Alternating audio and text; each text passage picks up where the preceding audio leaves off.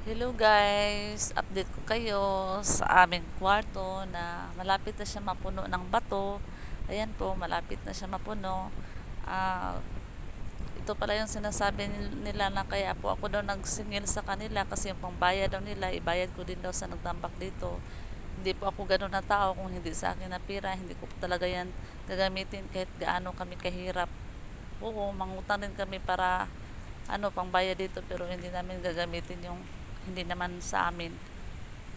Yun lang. Thank you for watching. Hi guys! Napuno na po ang aming kwarto. Size po nito is 18 by 10. Puno na po siya. 5 file po yan. Grabe po kalalim ng tinambakan ng bato po. Ayan po. Lupa na lang po ang kulang. Thank you for watching. God bless.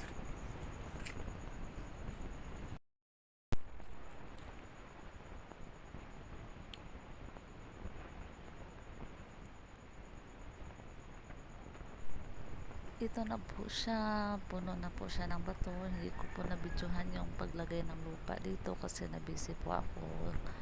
Hindi ko po nabidyohan pero ayan na po yan siya. Lupa na lang po ang nasa ibabaw kasi hindi naman po pwede yung bato.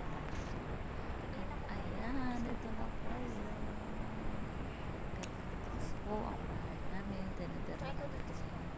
Ayan po, magamit na namin. Wala po. At ayan, nag-lost lang na yung anak ko.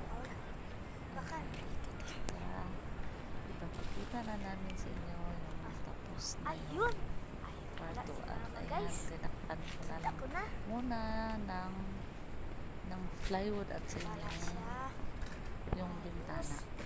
Ayan po, kasi po mahirap po talaga pag bagong lipat po tayo, magsisimula po tayo sa umpisa na naman.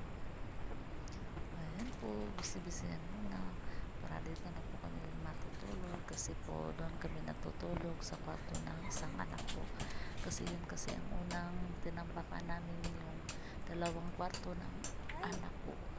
Yung isa kami ang gumamit, yung isa mga anak namin ang gumamit.